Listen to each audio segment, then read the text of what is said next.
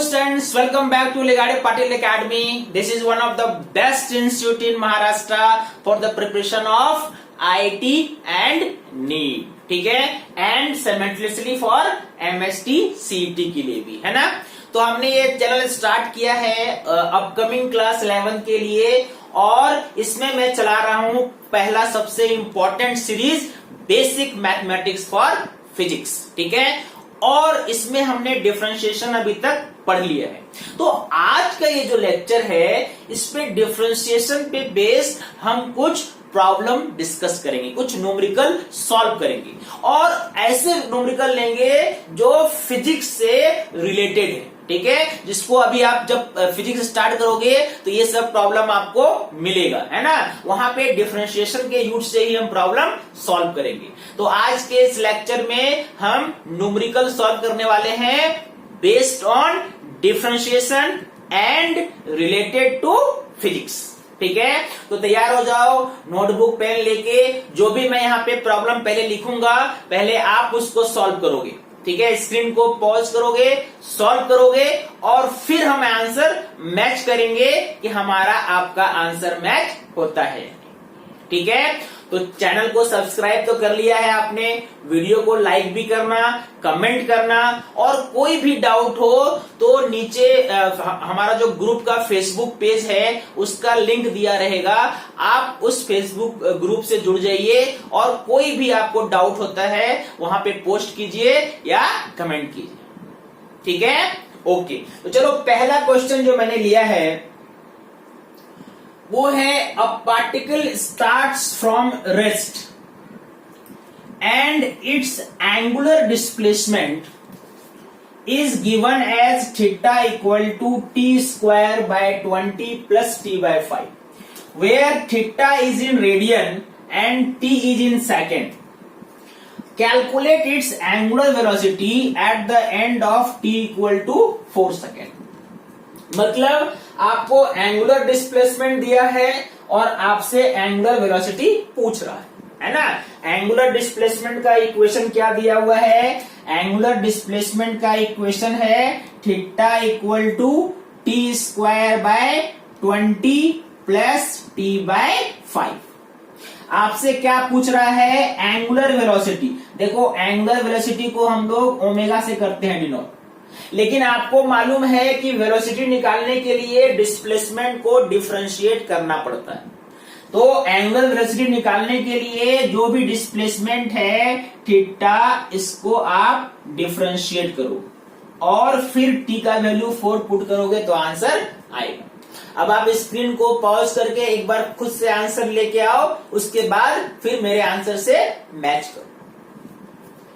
तो देखो, अगर आप इसको डिफरेंशिएट करोगे, that means angular velocity equal to, आपने इसको डिफरेंशिएट किया 1/20 कॉफिशिएंट है, बाहर आ जाएगा। डिफरेंशिएशन किसका हुआ? टी स्क्वायर का विथ रिस्पेक्ट टू टी। यहां पे 1/5 बाहर आ जाएगा, डिफरेंशिएशन हुआ dt बाय dt। सही है, okay. This is 1/20 into t square का डिफरेंशिएशन है ना। फिर से देखो, आपको मैं एक बार फिर से लिखता हूं formula. x to the power n अगर हो तो उसका डिफरेंशिएशन होता है n into x n minus 1। यहां पे x की जगह में t है और n की जगह में 2 है, तो 2 इंटू टी 2 माइनस 1, और जब ये dt बाय dt रहे तो ये क्या हो जाता है? 1। यानी ये कितना आया? ये आया 2 से अगर आप ये कट करोगे तो ये 10 हो गया। दैट मीन्स इसका ओमेगा का वैल्यू क्या आ रहा है?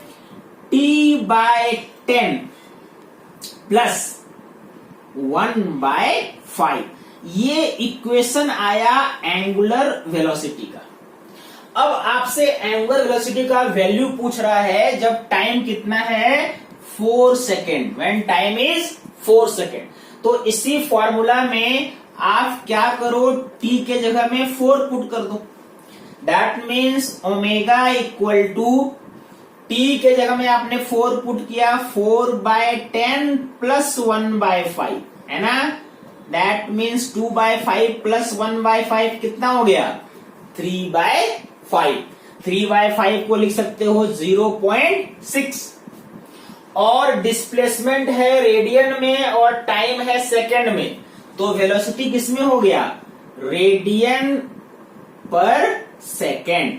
0.6 रेडियन पर सेकेंड ये हमारा आंसर है।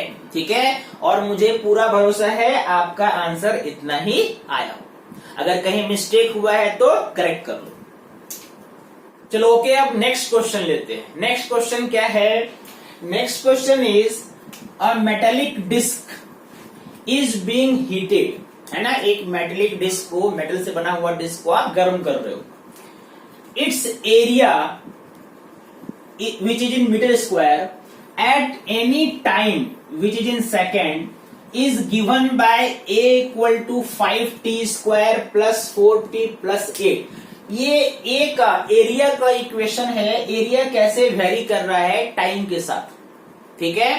यानी जब आप किसी डिस्क को गर्म करते हो तो एक्सपेंड होगा, है ना। एक्सपेंड होगा तो उसका एरिया इंक्रीज होगा। तो एरिया के इंक्रीज होने का रिलेशन दिया है टाइम के साथ, a equal to 5t square plus 4t plus 8। और आपसे पूछा जा रहा है calculate the rate of increase in area. Calculate the rate of increase in area at t equal to 3 second. t equal to 3 second में area के increase होने का रेट क्या है, आपसे ये पूछा जा रहा है। एरिया के इंक्रीज होने का रेट कहने का मतलब आपसे पूछा जा रहा है dA/dt। इसी को बोलेंगे ना rate of increase in area. Differentiation का ही मतलब तो होता है रेट ऑफ इंक्रीज, है ना। Rate of increase in area. और ये आपसे कब पूछा जा रहा है, जब t इक्वल टू 3 सेकेंड हो, है ना। यानी ये रेट निकालना है जब t इक्वल टू 3 सेकेंड, ठीक है। एक बार आप ट्राई कीजिए। देखिए आपको बस इसको डिफरेंशिएट करना था, है ना। dA/dt डिफरेंशिएशन ऑफ क्या आ जाएगा यहाँ पे 5t square plus 4t plus 8 by dt। अलग अलग करते हैं डिफरेंशिएशन। तो पहला डिफरेंशिएशन है 5t स्क्वायर का, 5 कॉफिशिएंट है, बाहर रहेगा dt स्क्वायर बाय dt। उसके बाद है डिफरेंशिएशन 4t का, 4 बाहर रहेगा dt बाय dt। और थर्ड टर्म है कांस्टेंट d8/dt। कांस्टेंट का डिफरेंशिएशन 0 होता है, आपको मालूम। यानी ये वैल्यू कितना आया, जब आप dA/dt निकाल रहे हैं तो अब फिर से देखो t स्क्वायर का क्या हो जाएगा। अब आपको ये प्रैक्टिस हो गया है कि t स्क्वायर का होगा 2 माइनस 1। dt अपॉन dt हम 1 लिखते हैं तो प्लस 4 और वो क्या है 0 है। यानी ये फॉर्मूला कितना हो गया 10t प्लस 4। ये देखो एरिया के इंक्रीज होने का रेट मिल गया आपको।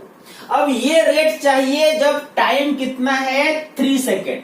यानी इसी में आप टाइम का वैल्यू पुट कर दीजिए dA/dt।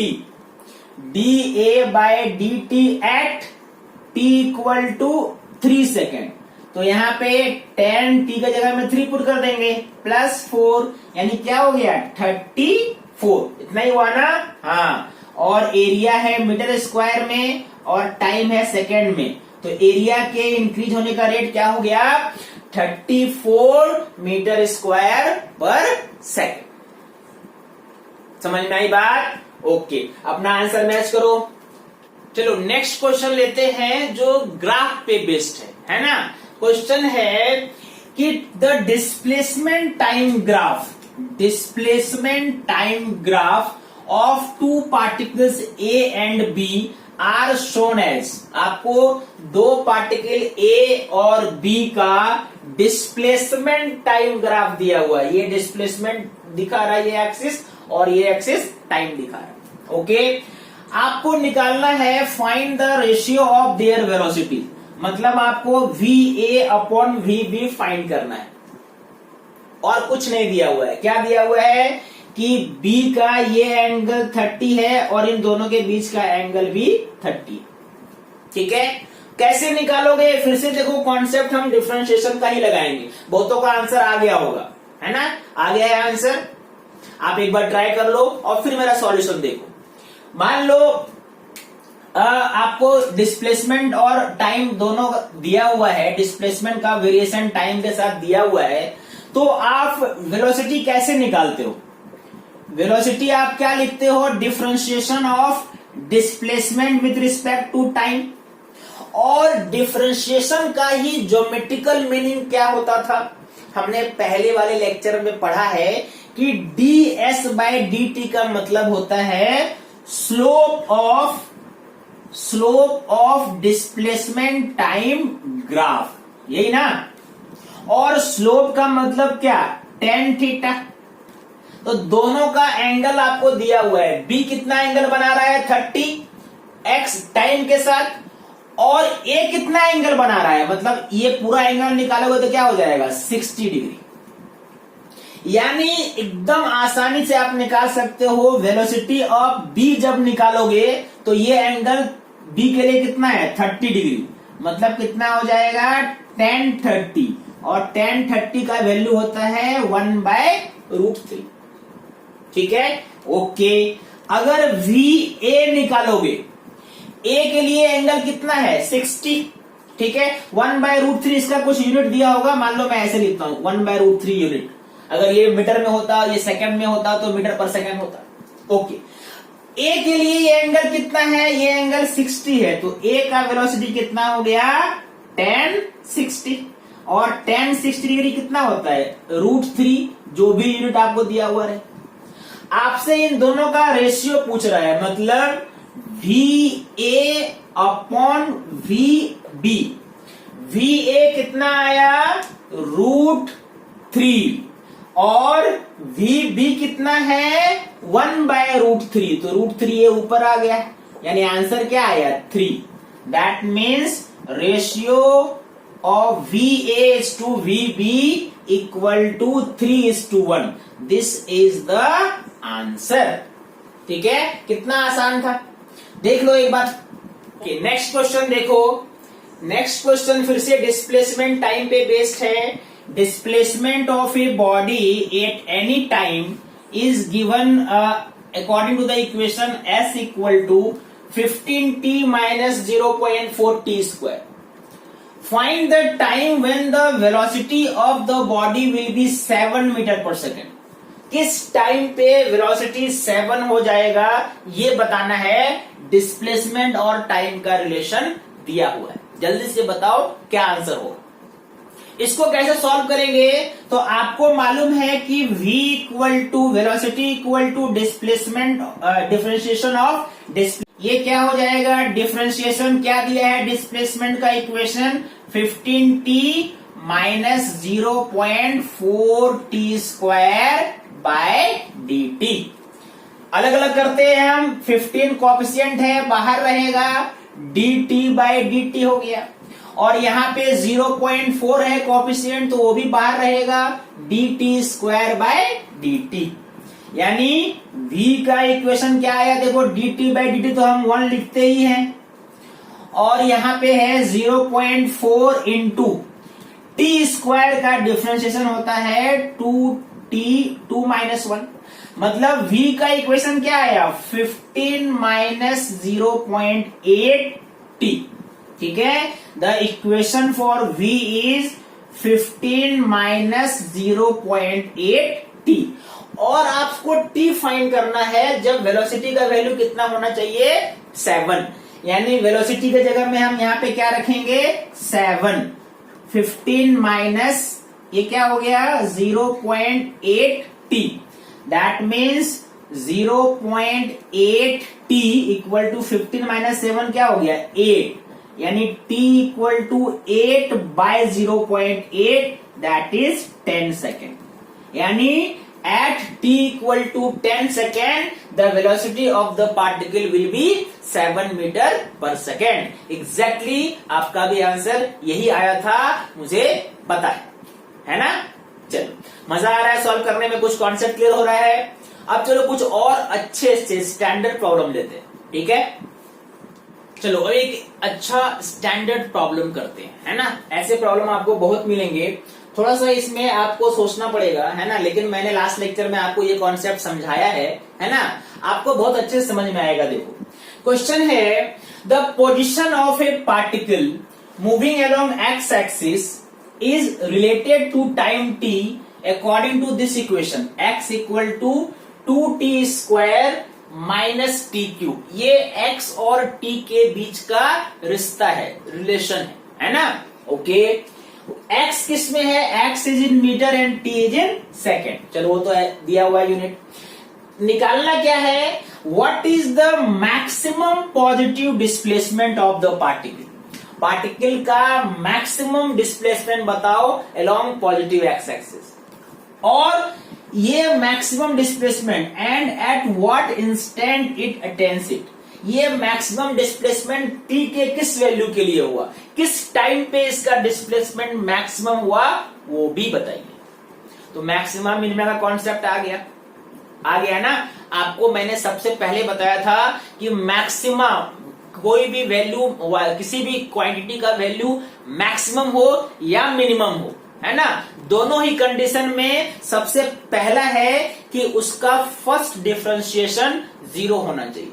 यानी अगर आपको यहाँ पे आपको क्या दिया है, x डिस्प्लेसमेंट को x से लिख रहे हैं, तो x का इक्वेशन क्या दिया हुआ है, 2t square minus t cube, और x डिस्प्लेसमेंट है और इसका मैक्सिमम वैल्यू चाहिए।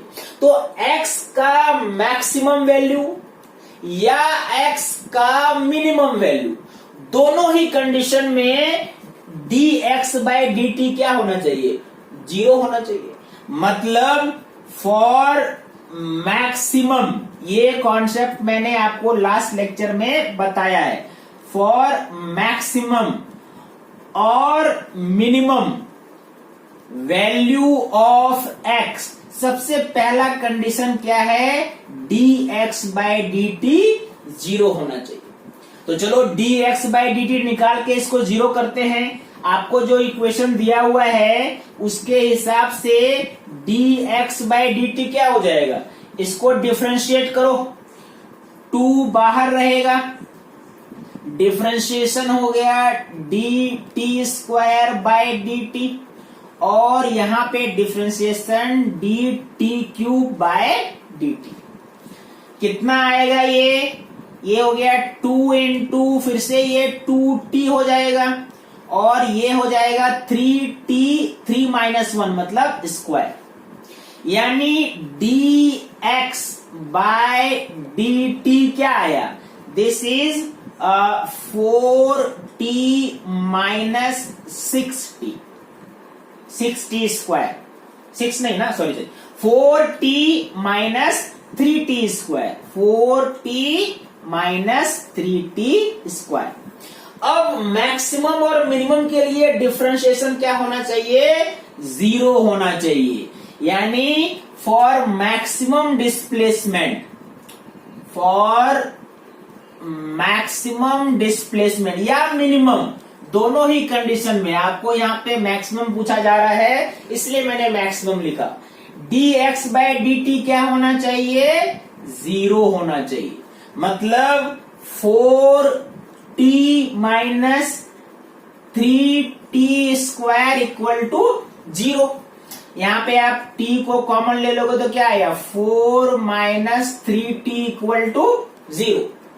इसके 2 सॉल्यूशन हो सकते हैं, कौन कौन से बताओ बच्चों, t इक्वल टू 0 और t इक्वल टू क्या, 4/3 सेकेंड। अब ये देखो 2 टाइम आ गया, इन दोनों टाइम में t क्या है, 0 है या 4/3 है। तो एक पे मैक्सिमम होगा और एक पे मिनिमम होगा, लेकिन आपको निकालना क्या है, आपको मैक्सिमम निकालना है। तो मैक्सिमम या तो 0 पे होगा या तो 4/3 पे होगा। किसमें मैक्सिमम होगा और किसमें मिनिमम होगा, ये कैसे निकालते हैं, ये निकालने के लिए हम डिस्प्लेसमेंट को एक बार और डिफरेंशिएट करते हैं। मतलब एक बार डिफरेंशिएट करने के बाद जो वैल्यू, जो इक्वेशन आया, ये इक्वेशन, इसको एक बार और करो डिफरेंशिएट, मतलब डबल डिफरेंशिएशन, है ना। यानी डबल डिफरेंशिएशन इसका अगर आप करोगे, किसका, dx बाय dt का, तो हम क्या लिखते हैं इसको, d square x by dt square. और इस बार ये इक्वेशन को करना पड़ेगा डिफरेंशिएट, है ना। इस इक्वेशन को अगर आप डिफरेंशिएट करते हो कितना आएगा बताओ, 4 तो बाहर रहेगा, 4 into d t by d t, और माइनस यहाँ पे 3 बाहर रहेगा, differentiation of d t square by d t. कितना आएगा ये आपका d t by d t 1 हो गया, है ना। चलो इधर लिखते हैं। यानी इस बार हम क्या निकाल रहे हैं, अब हम निकाल रहे हैं डबल डिफरेंशिएशन, यानी d square x by d t square. और ये इसका इक्वेशन क्या आया, 4 माइनस टी स्क्वायर का 2t हो जाएगा, तो 60। ये जो वैल्यू, ये जो इक्वेशन है, यही बताएगा कि t इक्वल टू 0 पे मैक्सिमम है या t इक्वल टू 4/3 पे डिस्प्लेसमेंट मैक्सिमम है। दोनों को रखेंगे बारी बारी से। अगर ये नेगेटिव आता है तो वो मैक्सिमम वाला केस है, और अगर ये पॉजिटिव आता है तो मिनिमम वाला केस है ना। यही कंडीशन हमने पढ़ा है लास्ट लेक्चर में। तो चलो ये लगाते हैं। हम सबसे पहले इसका वैल्यू फाइंड करते हैं, d square x by d t square. ये फाइंड करते हैं x इक्वल टू 0 पे, x नहीं सॉरी t है ना, t इक्वल टू 0 पे, t इक्वल टू 0 पे। तो अगर आपने t इक्वल टू यहाँ पे 0 रख दिया तो इसका वैल्यू क्या आया, 4 आया। और ये वैल्यू क्या है, पॉजिटिव है। 4 वैल्यू क्या है, पॉजिटिव है। यानी ये जो पॉजिटिव आ गया, इसका मतलब ये जो कंडीशन है, यहाँ पे डिस्प्लेसमेंट क्या है, मिनिमम है। ये आपको नहीं चाहिए। This is condition for minimum displacement. आपको निकालना क्या था, मैक्सिमम। तो जाहिर है कि मैक्सिमम अगर 0 पे नहीं आया तो कहां पे आएगा, 4/3 पे आएगा। लेकिन उसको भी आप चेक कर लो कि 4/3 पे आ रहा है या नहीं। तो उसके लिए फिर से हम इसका साइन निकालेंगे। किसका sign, d square x by d t square जो आपने निकाला है। यानी अब हम फाइंड करेंगे d square x by d t square कितने टाइम पे, ये t इक्वल टू 4/3। फिर से देखो इक्वेशन क्या है, 4 माइनस 6t, तो 4 माइनस 6 इंटू t की जगह में क्या रखना है आपको, 4/3। तो ये कितना हो गया, देखो ये आपका 4 माइनस 8 यानी -4 आ गया। प्लस आया या माइनस आया बताओ। ये साइन क्या आया, दिस साइन इज नेगेटिव। और नेगेटिव आने का मतलब है कि ये कंडीशन है मैक्सिमम डिस्प्लेसमेंट का।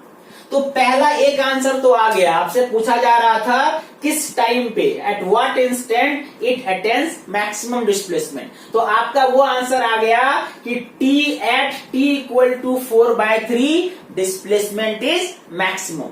यानी आप क्या लिखोगे, at t equal to 4/3 displacement x is maximum.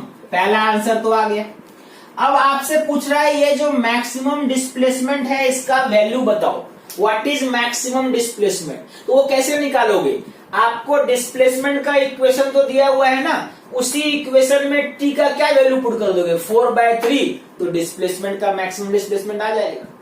कितना आ जाएगा, अगर आपसे पूछा जाए मैक्सिमम डिस्प्लेसमेंट x मैक्स बताओ, तो यहां पे क्या हो जाएगा, 2 इंटू टी की जगह में क्या पुट करोगे, 4/3। 4/3 का स्क्वायर कर दो, 4/3 का स्क्वायर माइनस टी क्यूब, मतलब 4/3 का क्यूब। कितना आएगा, कैलकुलेशन करके बताइए कितना आएगा ये वैल्यू। ये वैल्यू आना चाहिए 2 इंटू 16/9, 2 इंटू 16/9 माइनस ये हो गया 64/27, है ना। दैट मीन्स ये क्या आया 32/9 माइनस 64/27, 32/9 माइनस 64/27, यही आया ना। कितना आएगा, ये हम क्या फाइंड कर रहे हैं, मैक्सिमम डिस्प्लेसमेंट। 27 आपने नीचे ले लिया, ठीक है। ये क्या हो गया 326 और 339, 96 माइनस 64, मतलब आंसर आया 32/27 metre. This is the answer of maximum displacement. बिल्कुल स्टेप बाय स्टेप हम आगे बढ़े हैं, है ना। ध्यान से समझो, ऐसे बहुत सारे क्वेश्चंस आने वाले हैं। आपका आंसर इतना आया था कि नहीं, मैच करो, और अगर नहीं आया था तो एक बार अच्छे से रिवीजन करो।